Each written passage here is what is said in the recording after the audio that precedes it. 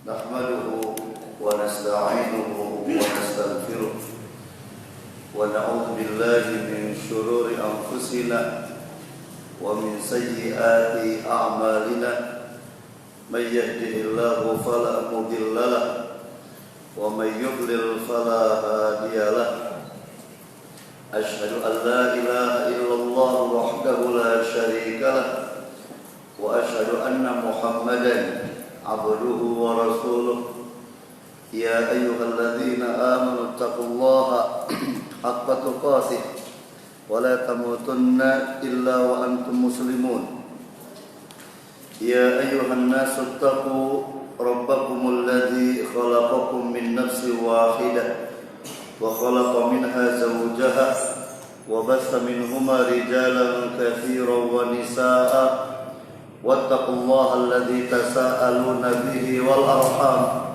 إن الله كان عليكم رقيبا يا أيها الذين آمنوا اتقوا الله وقولوا قولا سديدا يصلح لكم أعمالكم ويغفر لكم ذنوبكم ومن يطع الله ورسوله فقد فاز فوزا عظيما أما بعد فإن أصدق الحديث كتاب الله وخير الهدي هدي محمد صلى الله عليه وسلم وشر الأمور محدثاتها فإن كل محدثة بدعة وكل بدعة ضلالة وكل ضلالة في النار.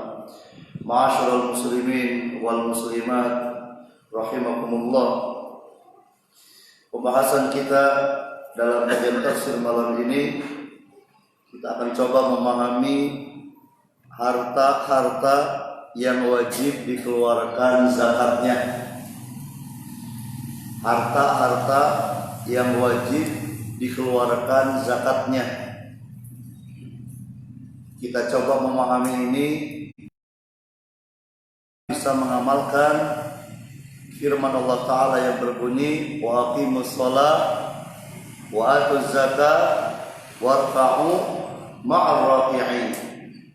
Allah merintahkan agar kita menegakkan sholat, membayar zakat, dan ruku bersama orang-orang yang ruku. Tentang sholat sudah kita bahas. Maka berikutnya kita mencoba mengamalkan ibadah bayar zakat. Bagaimana caranya supaya diterima oleh Allah? Harus dengan ilmu. Nah, di antaranya ilmu yang berkaitan dengan harta-harta yang wajib dikeluarkan zakatnya. Harus tahu. Jangan-jangan di rumah kita ada harta yang terkategori jenis harta yang wajib dizakati dan sudah mencapai syarat, sudah mencapai nisab dan sudah berlalu 1 tahun. Jangan-jangan. Tapi karena nggak paham, akhirnya diabaikan. Akhirnya kita Allah mungkin tegur dengan teguran-teguran seperti misalnya mungkin kurangnya keberkahan dalam harta dan lain sebagainya. Dan juga jangan-jangan kita mengeluarkan harta zakat kalau bukan zakat sebetulnya. Gak termasuk harta yang wajib dizakati, tapi karena gak paham dihitung juga dihitung dikeluarkan zakatnya. Apa zakatnya? Motor yang dia pakai sehari-hari begitu. Dihitung itu. Padahal itu tidak wajib dizakati. Maka pahami ini agar kita tahu ketika bayar zakat diterima oleh Allah karena sesuai dengan aturan Allah Ta'ala. Apa saja harta yang wajib dizakati? Yang pertama emas dan perak.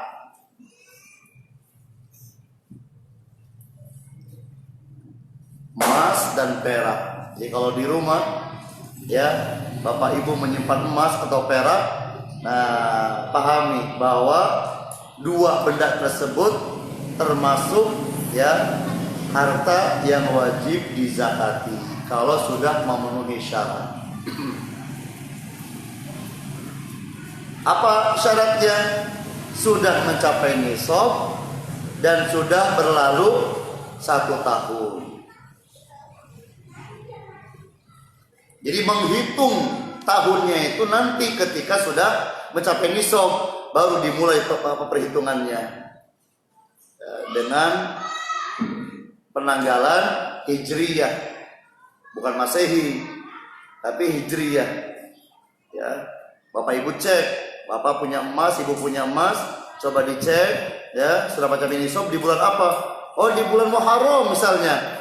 Ya, maka nanti dipantau bulan Muharram tahun depan, coba dilihat. Kalau masih bertahan nisabnya, malah bertambah misalnya, wajib dizakati. Nah, sekarang kita bahas nisab zakat emas berapa. Rasulullah Shallallahu Alaihi Wasallam menjelaskan, untuk emas itu ketika seseorang memiliki uang dinar sebanyak 20 dinar. 20 dinar. Satu dinarnya itu setara dengan 4,25 gram emas. Satu dinarnya setara dengan 4,25 gram emas. Berarti berapa gram? 4,25 kali 20 berapa? 85 gram emas. Ibu-ibu coba dicek emasnya.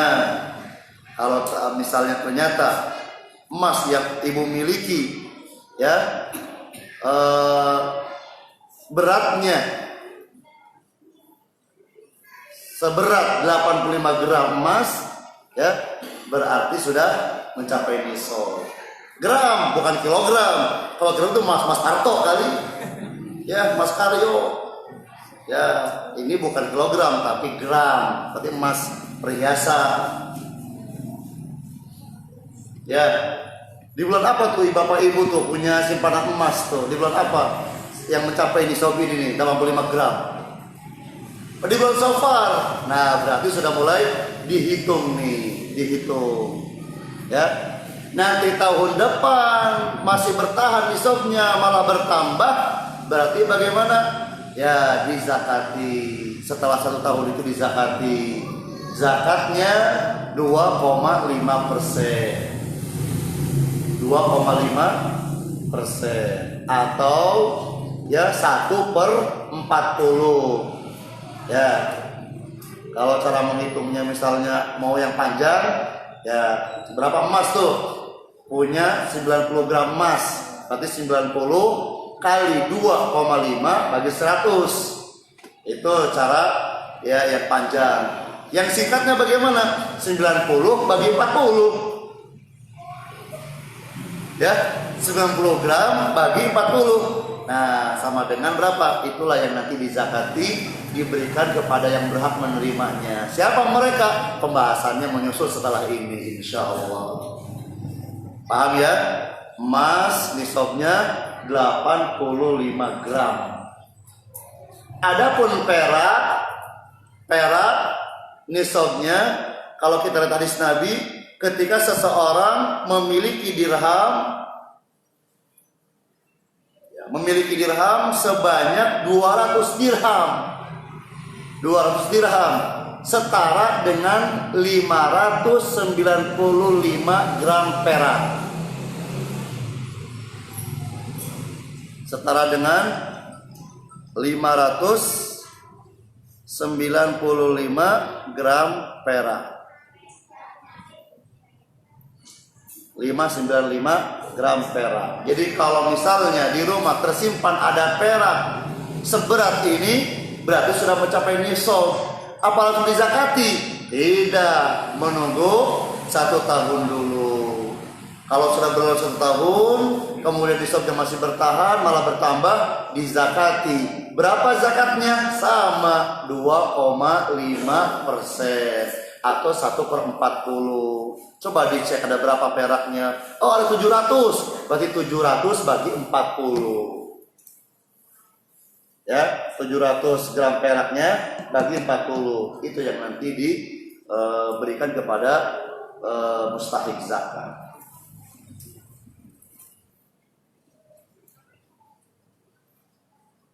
Nah, ada yang lain yang punya sifat ilat yang sama dengan emas dan perak, sama-sama punya nilai tukar. Maka para ulama mengkiaskan ini dengan emas dan perak.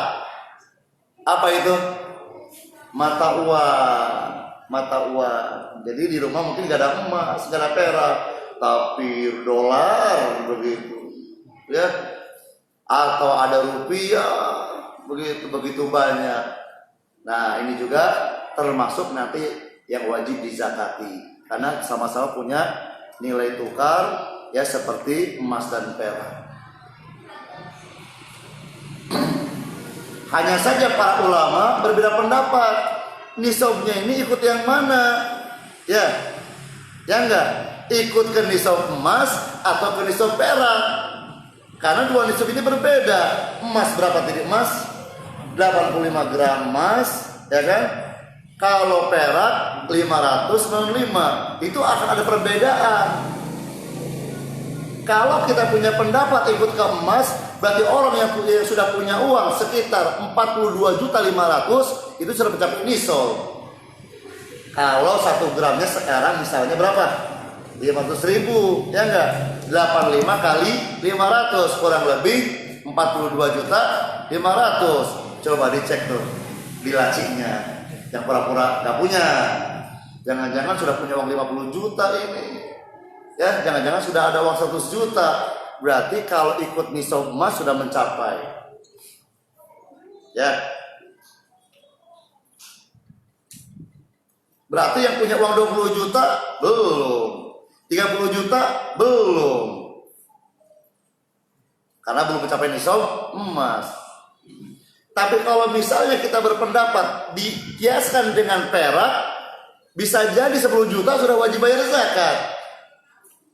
Karena nilai perak lebih rendah daripada emas. Sekarang emas 1 gram berapa? Tahu nggak ini? Mana yang jual emas di sini? Ya, promosi sekalian. Oh, jangan. Ya, berapa? Lebih rendah pokoknya. Ya, dikalikan saja 595 kali misalnya 50.000. Ya, nggak sampai 20 juta nggak sampai. Misalnya, ya, dihitung-hitung ternyata 10 juta sudah seharga dengan senilai dengan 595 bisa 10 juta. Bagi yang berpendapat ikut perak sudah wajib dihitung itu, sudah wajib dihitung. Maka di sini para ulama berbeda pendapat, lebih kemana ini yang bagus. Sebagian dari mereka ikut ke perak. Kenapa? Supaya lebih cepat dikeluarkan sehingga membantu fakir miskin. Ya, kalau menunggu emas, kapan bayar zakatnya? Susah, ya kan? Karena untuk mencapai emas susah begitu, nisab emas.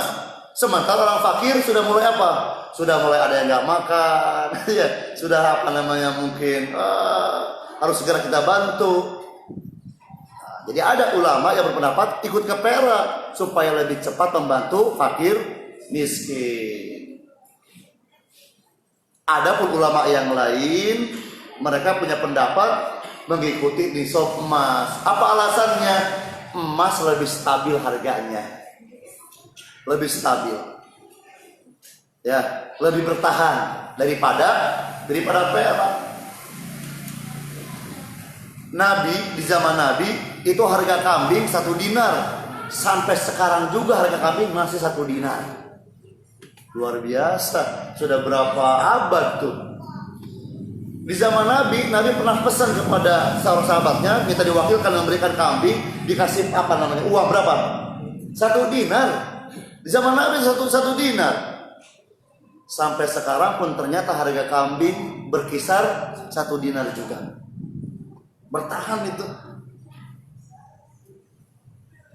Coba harga kambing sekarang yang layak berapa? 2,5 juta sekarang. Ustaz ada yang 1 juta, lihat aja beda. Iya enggak? Beda kualitasnya. Tapi yang standar, yang layak itu 1 dinar harganya. Yang 2.500.000 sampai 3 juta 1 dinar. Nah, ini alasannya diantaranya lebih stabil. Dan yang kedua alasannya, ya, mendekati dengan nisab zakat yang lain. Mendekati nisab zakat yang lain. Coba yang punya kambing. Ya, mulai kapan yang punya kambing, yang kambingnya dibebaskan di padang rumput begitu, dia wajib bayar zakat? Kapan? Kapan? Kalau punya kambing sekitar 40 ekor. 40 ekor. Yang punya onta, mulai kapan? Ya wajib bayar zakat, mencapai nisab. Kapan? Kalau punya 5 ekor onta. 5 ekor onta. Nah, 5 ekor onta ini atau 40 kambing ini hampir mendekati ya dengan nisab emas.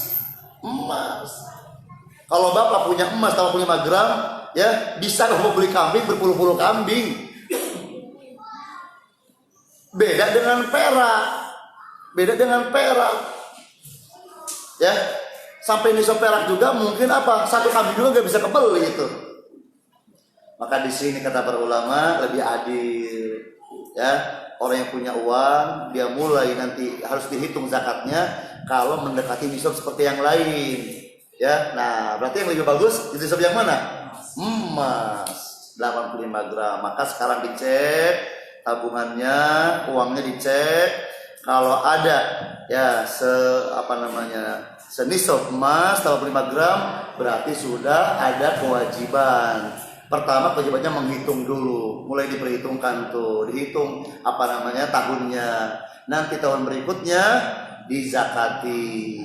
Berapa zakatnya? 2,5% atau 1/40. Ya, Bapak mulai punya uangnya bulan sekarang nih. Ya, bulan sekarang. Bulan Hijriah, bulan sekarang. Maka Bapak hitung tahun depan yang sama, bulan yang sama nanti tahun depan, tapi nanti dibagi 40. Ada berapa uangnya? Ada 100 juta. Ada 100 juta. Berarti 100 juta bagi 40. Itu yang nanti dizakati, diberikan kepada yang berhak menerimanya. Jelas, sudah jelas? Ya.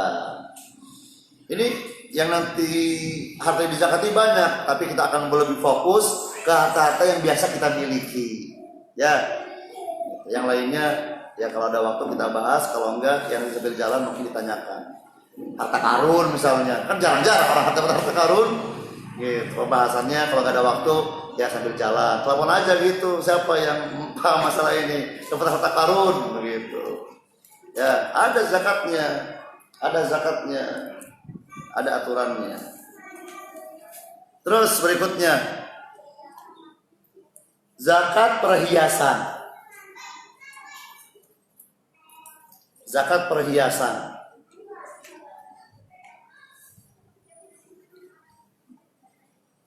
Zakat perhiasan yang dimaksud perhiasan berupa emas dan perak. Ada perhiasan yang lain berupa manik-manik, mutiara gitu ya. Nah itu nggak termasuk. Yang dibahas oleh para ulama bagian dari harta yang wajib dizakati kalau perhiasannya berupa emas dan perak.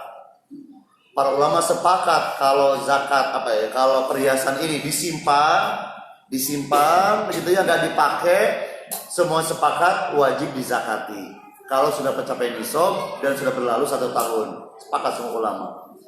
Yang ikhtilaf, mereka berbeda ketika perhiasan itu dipakai. Maka di sini ada ikhtilaf. Pendapat yang pertama mengatakan kalau dipakai nggak wajib dizakati, meskipun sudah mencapai nisab, karena dipakai nggak wajib dizakati. Maka sebagai kaum muslimin mendengar ada fatwa seperti ini, maka memaksakan diri dipakai semuanya gitu tuh. Ya asal begini gitu. Kalau gini berat itu di lehernya, semuanya dipakai supaya bebas nggak bayar zakat.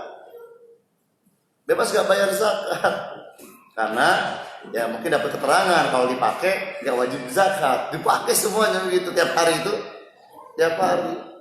Ya, tangannya juga lelah begitu. Ya iya lelah, orang bergram-gram begitu dipakai semuanya. Ya. Nah, jadi ada ulama memang yang berpendapat kalau dipakai tidak wajib dizakati. Sebagaimana seorang muslim punya hamba sahaya, punya kuda, gak ada zakat kata Nabi, gak ada zakat. Kenapa? Dipakai. dipakai, hamba sahaya disuruh bekerja begitu, dipakai, kemudian kuda ditunggangi. Maka seperti motor, seperti mobil yang kita pakai, gak ada zakatnya karena tidak berkembang, hartanya tidak berkembang, gak ada zakat. Rumah yang kita tempati gak ada zakat, tanah begitu luas ya dibiarkan begitu saja, gak dikelola, gak ada zakat. Sama juga dengan perhiasan yang dipakai nggak wajib bayar zakat. Tapi ada pendapat yang lain, pendapat yang kedua, ya, perhiasan berupa emas atau perak, ya, meskipun dipakai, kalau sudah mencapai nisab dan sudah berlalu 1 tahun, tetap wajib dizakati. Kasihan banget orang tuh sudah mah capek, ternyata apa? Ini pendapat yang paling kuat ternyata. Wajib dizakati tetap. Dalilnya mana? Dalilnya diantaranya ya penjelasan dari Nabi Shallallahu Alaihi Wasallam kepada Ummu Salamah. Ya, Ummu Salamah pernah bertanya kepada Nabi. Beliau pakai perhiasan dari perak. Ditanya Ummu Salamah bertanya, ya Rasulullah, apakah ini termasuk harta simpanan yang nanti diadab pemiliknya ya Rasulullah? Apakah termasuk kanzun? Kanzun itu apa? Harta yang disimpan terus, nggak dizakati, nggak dikeluarkan, disimpan terus, yang nanti diadab pemiliknya, diadab. Ya Rasulullah, aku punya perhiasan dari perak ini, apakah termasuk harta karun itu yang nanti pemiliknya diadab? Nabi jawab, ma balagha an tuaddiya zakatahu fazakki falaysa bikanzin. Jadi kalau misalnya ya sudah mencapai batas untuk dikeluarkan zakatnya, terus dikeluarkan zakatnya, maka nggak termasuk harta karun, nggak termasuk harta simpanan yang nanti diadab. Nah, perhatikan yang ditanya oleh Ummu Salamah apa? Perhiasan yang dipakai itu, yang dipakai dari perak. Ya, Nabi menjelaskan, ya kalau zakat sudah dikeluarkan, ya sudah bebas dari ancaman. Berarti ini dalil ya perhiasan meskipun dipakai, tapi kalau sudah mencapai nisab dan sudah berlalu 1 tahun, tetap wajib dizakati. Inilah pendapat yang dikuatkan, yang dirujukan oleh Syekh Abu Bakar As-Said Salim dalam kitab Sahih Fiqh Sunnah. Beliau lebih condong ke pendapat ini. Dan ini pendapat yang lebih hati-hati dan keluar dari perbedaan pendapat di antara para ulama. Kalau kita mengembangkan ini, semua sepakat, gak ada masalah. Sampai yang berpendapat nggak wajib bayar zakat, ya ketika kita keluarkan, diam semuanya, gak ada masalah. Tapi ketika kita nggak bayar zakat, jadi ada masalah. Maka untuk lebih hati-hati, bagaimana? Dikeluarkan zakatnya supaya selamat. Dan juga Aisyah, semoga Allah meridhoinya, bertanya kepada Nabi Sallallahu Alaihi Wasallam. Ya, ditanya oleh Nabi karena beliau punya perhiasan ya perak tuh di tangannya, di jarinya. Kata Nabi, apa ini Aisyah? Ya Rasulullah, ini perhiasan aku gunakan agar aku tampil cantik indah di hadapanmu ya Rasulullah. Tuh ini nih, ya yang berpahala yang ini nih, wanita cantik pakai perhiasan yang berpahala. Ketika dia memakainya, niatnya buat siapa? Buat suaminya, bukan abang beca, ya, bukan buat abang sayur, ya, bukan buat abang ojol. Yang berpahala dia tampil indah, cantik buat suami. Ini yang soleha, ya. Maka Aisyah memakai itu untuk Rasulullah supaya Nabi selalu senang melihat istrinya Aisyah. Nabi bertanya, zakatnya dikeluarkan tidak? Enggak, Masya Allah, enggak gitu. Ya, cukuplah itu yang nanti membuat kamu nanti masuk neraka. Nah, ini dalil, ya kan? Berarti perhiasan berupa emas atau perak meskipun dipakai, tapi kalau sudah mencapai nisab wajib dizakati. Ibu-ibu yang di atas, ya, nah, udah jangan pasang diri dipakai semuanya begitu, pamer lagi kepada tetangga demi supaya bebas nggak bayar zakat. Ya, sudah, yang lebih selamat, lebih hati-hati dikeluarkan zakatnya. Jangan khawatir berkurang. Ya, mana kata sodako min mal, sodako tidak akan mengurangi harta, nggak akan berkurang, berkah nanti malah bertambah, jangan khawatir. Ya, paham ya? Nah, berikutnya zakat pertanian. Ya, zakat pertanian. Yang mana nggak semua hasil pertanian, nggak semuanya. Yang dizakati adalah yaitu hasil pertanian yang dijadikan makanan pokok oleh manusia. Kalau kita lihat hadisnya, ya itu Nabi menyebutkan apa itu? Gandum, syair, apalagi kurma, ya. Kemudian anggur kering.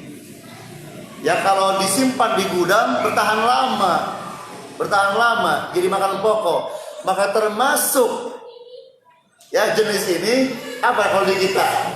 Beras. Berarti yang petani jeruk. Sekarang lagi apa? Jeruk apa ini? Jeruk apa yang kecil-kecil itu? Tuh, salak misalnya. Gimana? Ada zakatnya enggak? Bukan dari buahnya, dari buahnya bukan, tapi dia dagang. Jadi zakatnya bukan buahnya, tapi karena dia mendagangkan salaknya. Coba kalau gratis, nggak ada zakatnya. Ya, jadi kalau nggak mau bayar zakat, gratiskan saja sudah. Tapi kalau beras, kurma, nah memang hasilnya ini ada termasuk jenis harta yang wajib dizakati. Kalau mencapai nisab, ya, apakah menunggu 1 tahun? Jawab. Tidak, pahami ini. Ya Ustaz bahas ini buat siapa sih? Kita kan bukan petani, buat bapak-bapak ya jamaah semuanya yang tinggal di pedesaan di kampung.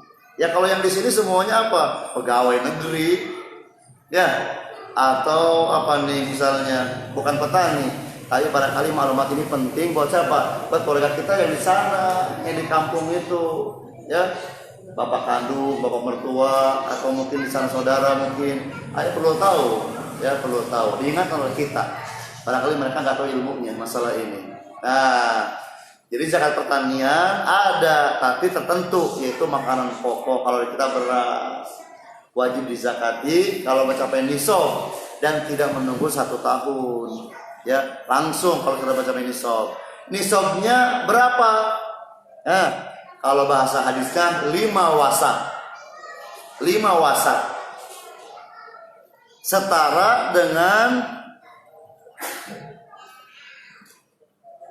653 kg gabah kering. 653 kg gabah atau setara dengan 520 kg beras. Kok beda? Gabah 600-an, beras 500-an. Kok beda? Kenapa beda? Karena kalau beras sudah lepas dari kulitnya, ya pantas gitu ya. Nah kalau gabah bagaimana lebih banyak? Karena masih ada kulitnya di situ. Diulangi lagi batasannya, nisabnya berapa? 5 wasak. 5 wasak setara dengan 653 kg gabah setara dengan 520 kg beras.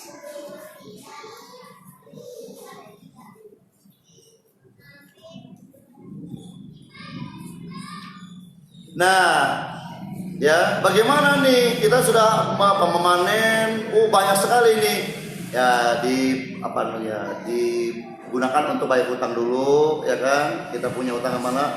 Nah ternyata setelah dihitung-hitung bersih, ini masih sangat banyak. Nah sampai ini masih malah lebih dari itu. Zakatnya berapa? Bukan 25%, bukan, itu emas, perak, uang kalau itu. Kalau pertanian tergantung bagaimana cara mengairi ladangnya. Kalau tanahnya tak ada hujan, gak repot pakai alat-alat, ya dia tinggal menanam, kemudian pengairannya langsung dari atas, ya tidak butuh alat, tidak butuh biaya, maka zakatnya al-ushr, 1/10, ya. Jadi berapa? Ya, bagi 10. Tapi kalau misalnya pakai alat, ya ada biaya besar di balik itu, repot. Nah, berapa? 1/20. Nisful usyur, 1/20. 1/20.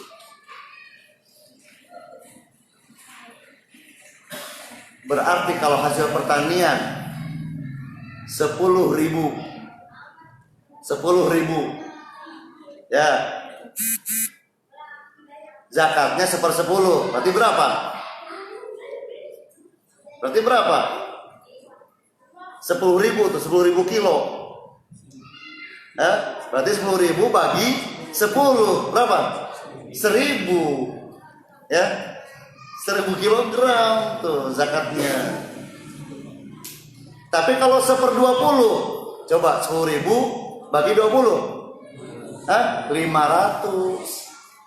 Tuh, ini keadilan. Semakin repot, maka zakatnya juga gak besar, setengahnya, ya, setengahnya 500. Gitu cara menghitungnya, 1/10, 1/20 begitu. 10.000 misalnya bagi 10, 10.000 bagi 20. Beda nanti. Kalau yang ini 1.000, yang satunya lagi 500, karena beda pengairan.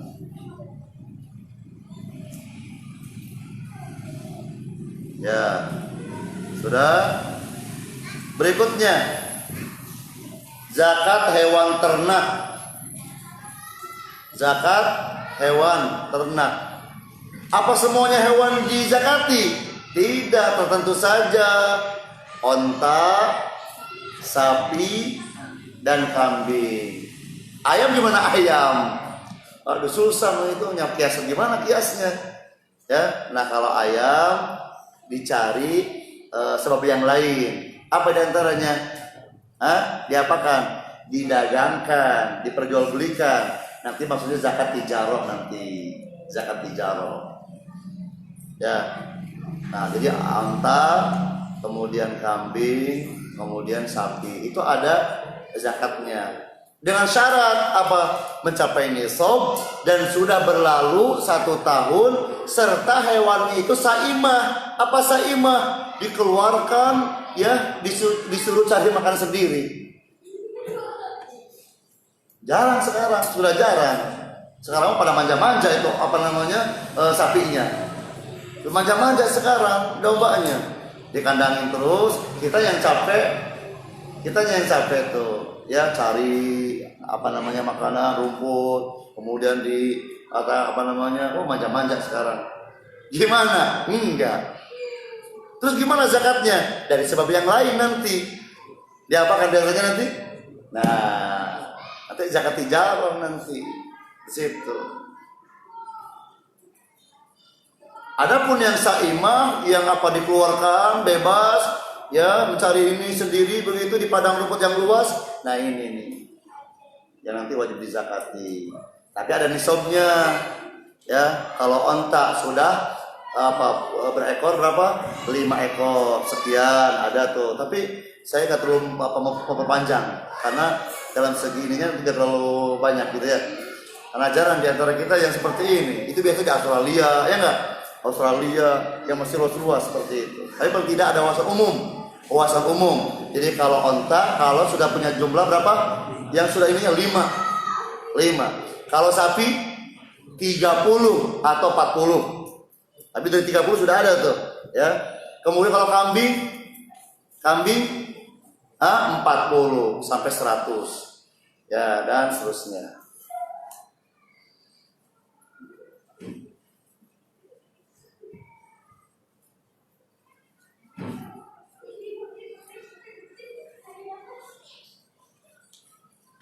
Ya, berikutnya Harta karun, perlu dibahas harta karun.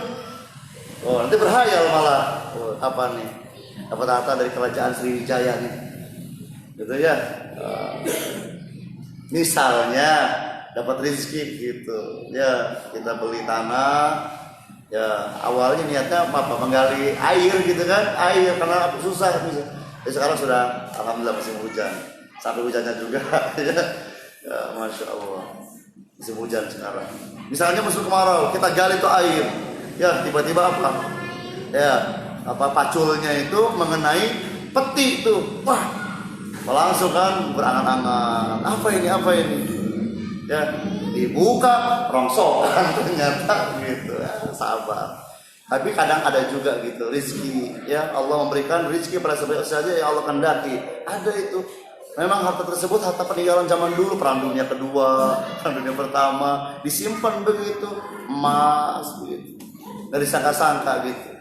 Ya, maka jangan putus asa dari rahmat Allah. Ya, terus bekerja karena bisa jadi Allah bukan pintu rezeki dan seperti itu. Ya. Nah, bagaimana ketika dibuka harta karun dan tanah bukan tanah orang lain. Karena kalau tanah orang lain dia milik tanah, pemiliknya tanah itu nggak boleh kita ambil. Tapi ini tanah kita gitu, milik kita, ada di kita. Nah, itu secara apa namanya? Kalau kita bahas dalil, itu jadi apa? Kita berhak untuk mendapatkannya. Ya, tapi jangan lupa perhatikan undang-undang negara tempat kita berada di dalamnya. Ya, jangan-jangan punya undang-undang tersendiri. Nah, itu diperhatikan. Ya, karena kalau bisa disembunyikan, nggak dikasih tahu, bisa termasuk apa? Pelanggaran bisa nanti. Maka perlu mungkin ya apa namanya bertanya, diskusi dengan pihak tertentu masalah itu. Tapi kalau kita lihat dalil itu apa? Rizki itu. Nah, kita bisa memanfaatkannya setelah dikeluarkan zakatnya. Apa menunggu 1 tahun? Tidak. Ya. Apa menunggu nisab? Tidak. Nah, beda nih. Kalau harta karun tidak menunggu 1 tahun, tidak menunggu nisab. Pokoknya dapat langsung. Harta karun tuh. Harta karun. Nah, berapa zakatnya?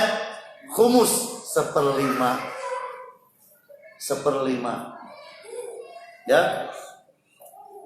Wah, menggali gitu kan air, awalnya menggali air, dibuka ada peti.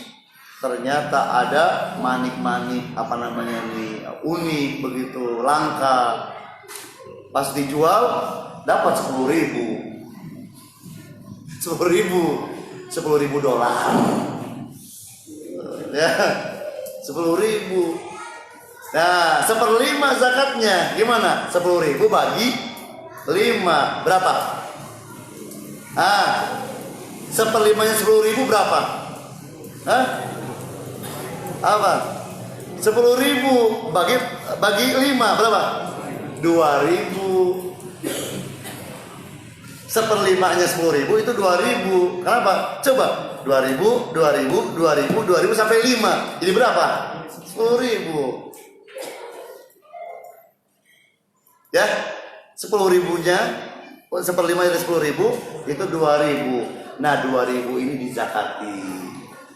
Berarti milik kita sedikit atau masih banyak? Banyak, tapi karena pelit, bakhil, ya, apalagi medit, merek jahe, butut kasiran, merek hese, gak mau sedikit pun dia bayar zakat. Ya, padahal sebetulnya uang yang masih nanti buat dia masih banyak. Berapa ribu lagi? Masih 8.000 lagi. Masih punya 8.000 dolar dia. Ya, masih punya 8.000 dolar. 2.000 dolarnya dizakati harta karun. Nah, beres. Berikutnya zakat perniagaan. Apa perniagaan itu apa? Zakat perdagangan. Zakat perdagangan, perniagaan. Jadi kita dagang apa nih? Buah-buahan. Meskipun jeruk gak termasuk yang tadi, tapi karena dijual jadi apa? Ya, ada zakat tijarah, zakat perdagangan. Salah. Apalagi mebel, coba coba tuh ya. Coba kalau kita punya meja, dizakati enggak. Tapi kalau dijual jadi barang dagangan, kita memperjualbelikan, jadi ada zakatnya meja ini. Ya, mebel, lemari, ada zakatnya. Nah, nisabnya syaratnya apa? Sudah mencapai nisab dan sudah berlalu 1 tahun. Sudah mencapai nisab dan berlalu 1 tahun. Nah, ini yang hadir di sini sebagiannya nih pedagang, ya enggak? Nah, pahami yang kita jual itu ada zakatnya kalau sudah memenuhi syarat. Syarat di antaranya mencapai nisab, kemudian sudah berlalu 1 tahun. Ada nggak orang yang mulai dagang langsung tuh menghitung? Bisa jadi ketika modalnya besar. Dagang apa? Mobil. Dagang mobil. Coba mobil. Ya. Jadi jualan mobil. Ya emang niatnya emang jualan. Bukan ingin tukar mobil. Lain lagi. Beda ini. Saya punya mobil. Terus saya jual, ingin mengganti mobil yang lain misalnya. Nggak ada zakat perdagangan di situ. Karena dari awal gak niatan jualan mobil, bukan. Itu ingin mengganti dengan yang lain. Ya, nggak ada zakat tijarah, tapi yang ada zakat harta nanti. Zakat harta, kan punya harta tuh, ya kan? Ya, tapi perdagangan nggak ada. Adapun yang memang dari awal dia punya niatan ingin punya bisnis ini berawal dari 2 mobil dulu, ya nanti bertahap bisa bertambah begitu. Tapi awalnya 2 mobil dulu, 2 mobil sudah berapa coba? 1 mobil saja Avanza berapa Avanza? Wah mantap, paham ini itu dia. Avanza 150 juta itu langsung mencapai nisab itu, ya berarti langsung tuh. Mulai di bulan apa tuh mulai jual mobil Avanza-nya? Atau seperti yang lainnya Cemburu ya. Sudah, apalagi Honda, Toyota, apalagi? Misalnya ya. Tapi bukan promosi ini maksudnya, bukan. Contoh saja. Ya, contoh saja. Ya, jadi ada mobil misalnya A, langsung tuh modalnya 150 juta, langsung mencapai nisab, langsung dihitung itu. Langsung dihitung. Ya. Maka nanti tahun depan ternyata mobilnya malah bertambah, ya wajib dizakati. Berapa zakatnya? 2,5% atau 1/40. Ya, itu bagi yang besar modalnya langsung dihitung. Tapi yang baru sedikit? Enggak dulu. Bisa bisnis? Jual Misalnya bisnis jual buah-buahan, kan nggak langsung 100 juta, 10 juta dulu awalnya, ya bulan berikutnya, bertambah tuh, ada salak, ada mangga, naik 30 juta, bulan berikutnya, masya Allah berkembang, durian sekarang begitu, ya berkah tuh, jadi berapa? 50 juta, nah mulai itu dihitung. Mulai dihitung tuh, di bulan apa tuh boleh punya 50 juta. Dari situ tuh dihitung, ya kan? Sampai nanti tahun berikutnya. Ya, kalau masih bertahan di nisab malah bertambah, nanti dizakati 2,5%. Ya. Paham ini? Ketika tahun berikutnya bagaimana dihitung? Apa yang dihitung? Keuntungan yang bulan-bulan berikutnya, yang ada di laci, yang ada disimpan di tabungan, dihitung tuh. Ada berapa? 20 juta. Apalagi piutang, karena ada yang pinjam uang tuh, lagi dagang ada yang datang tuh pinjam uang dong gitu. Berapa? 10 juta. Diambil dihitung. Jadi berapa? 30 juta. 30 juta, ya. Nah, kemudian apalagi yang dijual itu masih ada tuh. Ya, jeruk, mangga, durian. Dihitung. Berapa yang dihitungnya? Harga jualnya. Harga jual kapan? Yang pada saat itu. Bukan harga ketika kita beli di awal. Bukan. Harga yang saat itu. Berapa butir nih durian? Ya, ada 10 butir. Satu butirnya berapa? 100.000 kali 10. Berapa tuh? Ya, jeruk. Kira berapa ini lagi nih? Karung lagi. Ya sekian karung. Berapa total semuanya? Total semuanya 40 juta tuh. 40 juta itu. Maka yang 30 juta tambah 40 juta total 70 juta bagi 40. Itu yang dizakati setelah 1 tahun. Ya. Nah, ini diantara harta-harta yang wajib diperhatikan, yang perlu diilmui ya agar kita mendapatkan pahala besar dan selamat dari hukuman berat karena pelit tidak bayar zakat. Itu dulu yang bisa dijelaskan. Nanti pembahasan berikutnya adalah golongan-golongan yang berhak menerima zakat, karena pembahasan ini bagian dari apa? Wa'atuz zakat. Bayarlah zakat diantaranya ke orangnya yang berhak menerimanya. Pembahasannya menyusul insyaallah. Ya, azan dulu. Ya, sambil azan, mendengar azan, yang punya pertanyaan dibawa ke depan. Subhanallah wa bihamdika asyhadu an la ilaha illa anta astaghfiruka wa atubu ilaik.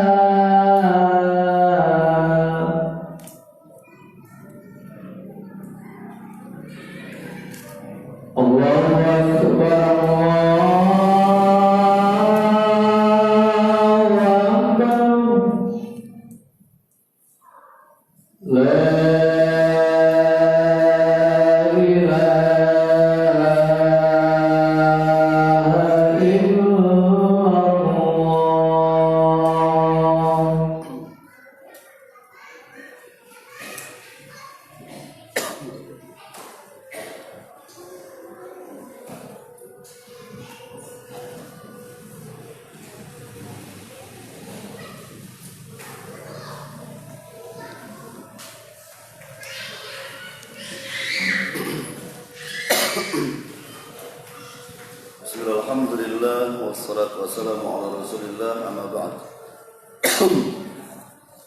Ustaz, mohon diulang mengenai nisab harta perdagangan, zakat perdagangan, dan cara menghitungnya.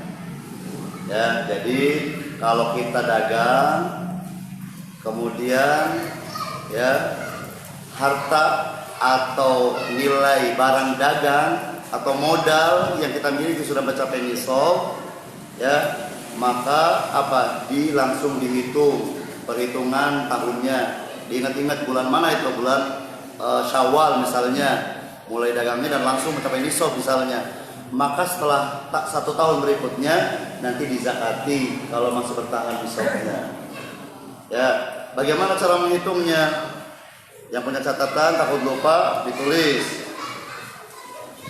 Nilai barang dagangan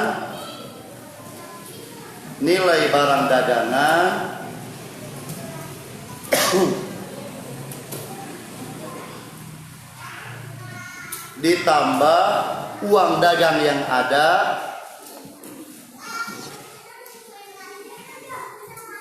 ditambah piutang yang diharapkan. Maksudnya apa? Uang kita ada di orang gitu, tapi diharapkan bisa datang mudah, ya. Ditambah piutang yang diharapkan, dikurangi utang yang jatuh tempo. Jangan-jangan kita pas bisnis dagang punya utang juga. Nah, itu dikurangi dulu, dikurangi, ya. Diulangi lagi apa tadi?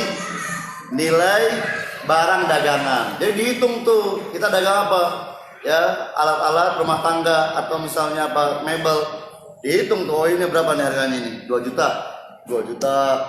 Lemari berapa? 5 juta, 7 juta tuh. Jadi harganya harga kapan?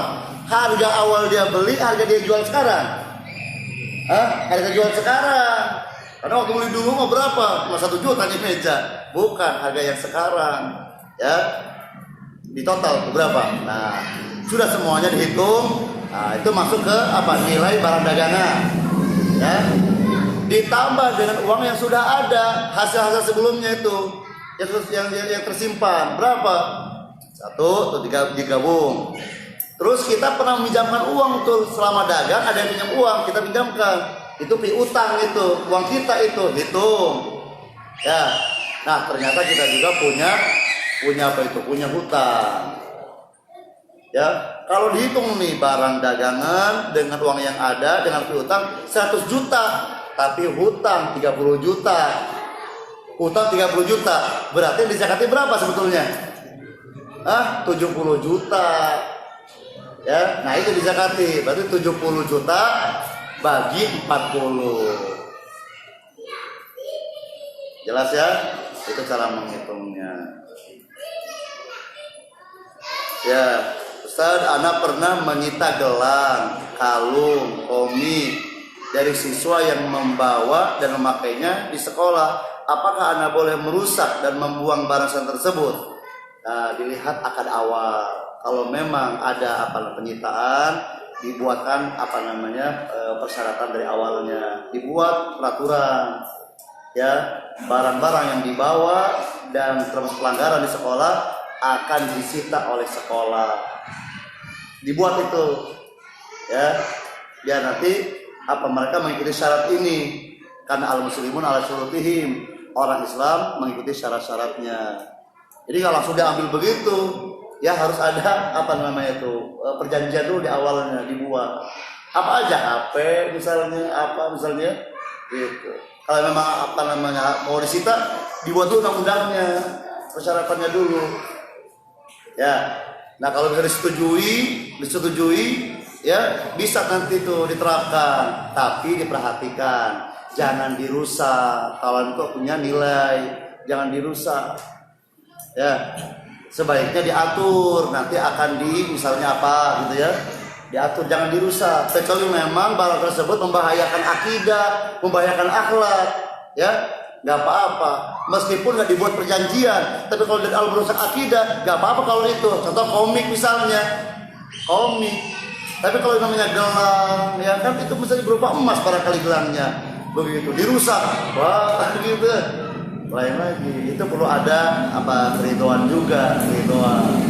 Jadi dibedakan ya, dibedakan antara mana yang langsung dirusak, mana yang harus diperhatikan dulu, harus ada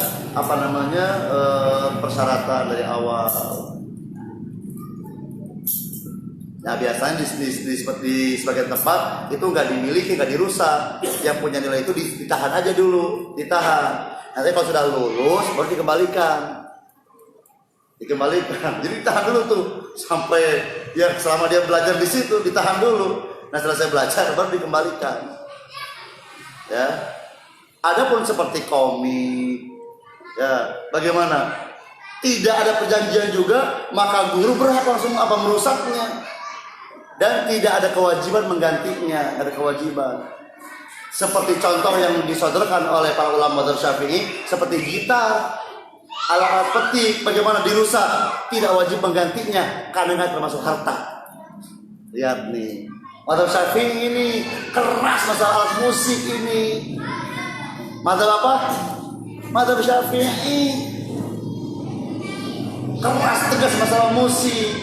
Alat musik itu kan termasuk harta, maka merusaknya gak wajib mengganti. Itu teorinya. Tapi fakta di lapangan hati-hati, jangan sembarangan. Itu orang yang punyanya marah begitu. Tapi secara dalil itu gak termasuk harta, gak wajib mengganti itu. Maka kalau ada main gitar begitu, guru ambil, diadu gitu, langsung dibanting begitu. Mainnya di pondok, guru langsung membanting begitu. Terus menuntut, gak ada kewajiban mengganti, karena gak termasuk harta. Ya, tapi ada yang lain, memang punya nilai. Nah itu diperhatikan, jangan langsung dibakar, ini jangan. Ya, selama masih bisa dimanfaatkan, tapi dengan cara tadi ada ini dulu diskusi dulu dengan pihak orang tua.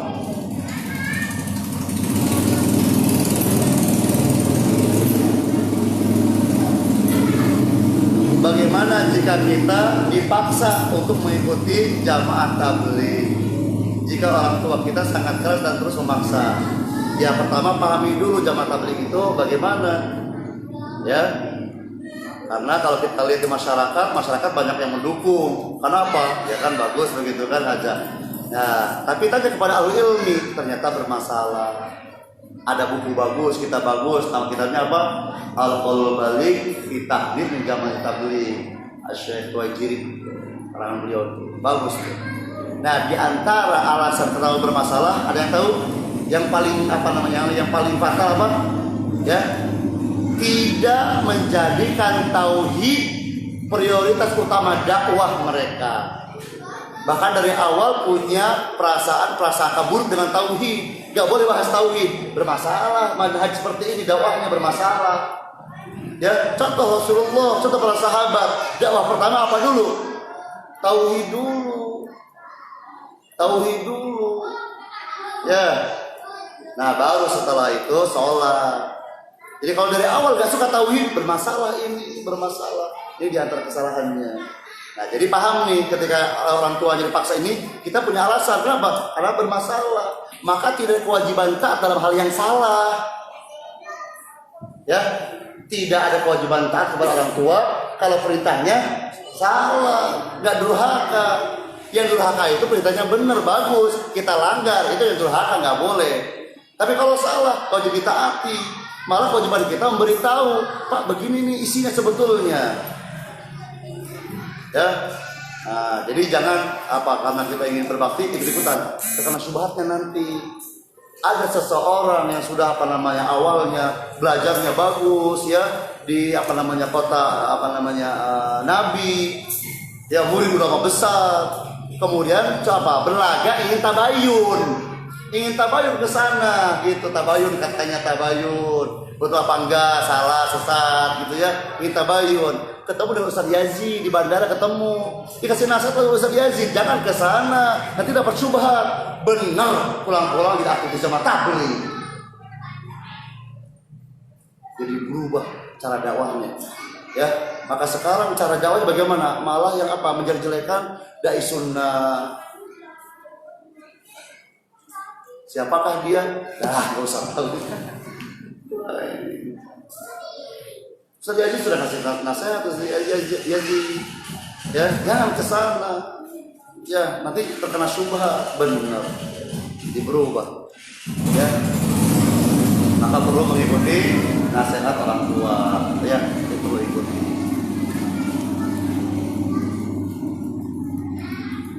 Apa yang dimaksud dengan salafi? Manhaj salafi itu ya, yaitu apa? Menisbahkan diri ke manhaj salaf. Apa salaf? Para sahabat Nabi, cara beragamanya, ya, bagaimana akidahnya, bagaimana ibadahnya, bagaimana akhlaknya. Itu salaf. Bagaimana? Ya, para sahabat Nabi. Ya, itu kita ikuti. Nah, yang ikut mengikutinya disebut salafi. Itu kalau satu orang. Kalau banyak salafiyun, tapi nggak perlu ditaruh di motor salafiyun, nggak perlu. Gitu, motornya apa salafiyun, mobilnya salafiyun, nggak usah. Ya. Tapi kalau ditanya, kamu salafi, katakan, nggak apa-apa. Kata Syekh Ibnu Taimiyah, nggak apa-apa. Apa namanya, bangga, senang dengan ini, nggak apa-apa. Karena apa? Mazhabnya hak itu, salaf itu. Maka menisbatkan diri kepadanya boleh, tapi jangan begitu tuh ngasih tahu saya salafi, nggak begitu, nggak elok. Bahkan mungkin di satu tempat menyebutkan ini jadi masalah, jangan, nggak usah dulu. Ya, jadi salafi adalah orang yang mencoba mengikuti jejak siapa? Salaf. Siapa salaf? Para sahabat Nabi. Karena mereka adalah generasi terbaik umat ini yang dipuji dan disanjung oleh Allah Ta'ala. Ya. Nah, ada yang bilang jika salaf itu tidak ahlus sunnah. Ini nggak belajar manhaj ini. Salafi itu ya, itu apa? Gelar orang yang ikut salaf, ya, para sahabat Nabi. Gelar yang lain banyak gelarnya, itu diantaranya salaf. Yang lainnya ada yang lain ahlus sunnah wal jamaah, ada yang lain ahlul athar, ada yang lain al ghuraba, ada yang lain as-saudul a'zam, ada yang lain ahlul hadis, ada yang lain apa lagi? Banyak, tapi itu semuanya menuju ke satu makna, apa? Adalah orang-orang yang mengikuti Nabi dan para sahabatnya. Ya, jadi kalau ada yang memisahkan salaf dengan ahlus sunnah, berarti nggak paham ini, nggak belajar manhaj. Kenapa? Karena salaf dengan ahlus sunnah ya sama, itu juga. Karena ketika kita ikut salaf, ya, apa yang dilakukan? Mengikuti sunnah. Ya, mengikuti sunnah dan mau berjamaah bersama-sama dengan yang lain, ikut kebenaran, disebut ahlus sunnah wal jamaah. Ya. Jadi salafi, ahlus sunnah, ya, itu satu, apa namanya? Ya satu orang, satu manhaj gitu, sama. Cuma beda gelar saja, beda gelar. Tapi ustaz ada yang mengklaim itu ahlus sunnah juga, tapi beda amalannya. Ya terserah kalau ngaku-ngaku, tapi semuanya akan apa? Dituntut, ya, mana yang jujur dan mana yang berdusta. Nah, kita berusaha mana nanti yang apa? Yang jujur ikuti, yang benar-benar ahlus sunnah wal jamaah, supaya nanti tidak dihukum karena apa? Berdusta begitu. Ngaku ahlus sunnah tapi pekerjaan bid'ah, berarti apa? Bohong. Kalau ahlus sunnah ikut sunnah dong. Ikut sunnah, ikut contoh, bukan ngarang sendiri.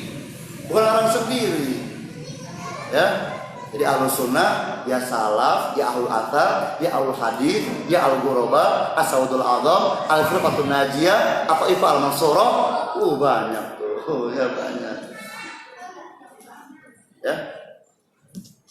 Yang terakhir ini, ya, yang terakhir. Mudah kali menjawabnya. Ustaz, apa itu Wahabi? Nah, ini juga, ya. Wahabi itu, ya, untuk zaman sekarang, gelar ini atau nama ini dimunculkan oleh beberapa pihak yang tidak senang dengan dakwah tauhid, tidak senang dengan dakwah sunnah. Disematkan Wahabi ini kepada siapa? Kepada para pengikut, ya, Syekh Muhammad bin Abdul Wahhab. Syekh Muhammad bin Abdul Wahhab. Nah, maka disebutnya katanya Wahabi. Supaya apa tujuannya? Supaya manusia pada lari, tidak lagi mau duduk di majelis atau kajian tauhid, kajian sunnah. Jadi dibuat lari tuh, apa kajian Wahabi itu mah? Pada lari.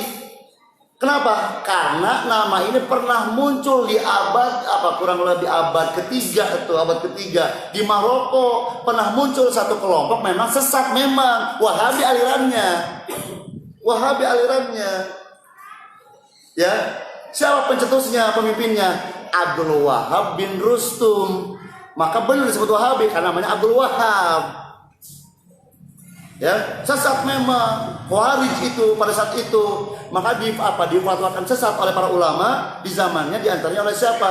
Al-Imam Al-Lakhmi kalau tidak salah. Ya, Al-Lakhmi itu mengatakan sesat itu. Benar itu. Nah, supaya masyarakat ikut memahami sesat dengan yang sekarang, maka diambil tuh nama yang dulu diberikan kepada yang sekarang. Ya. Wahabi, padahal kalau mau jujur bukan Wahabi kalau sekarang, Muhammadi dong. Muhammadi seharusnya. Kenapa? Karena yang mendakwakannya Syekh Muhammad bin Abdul Wahab, berarti namanya Muhammadi. Ayo Muhammadi aja ikutan nanti. Karena itunya Muhammad bin Abdul Wahab. Tapi yang namanya benci susah juga. Sudah kadung benci susah untuk dikasih penjelasan. Ya sudahlah, ini sudah sunatullah seperti ini adanya.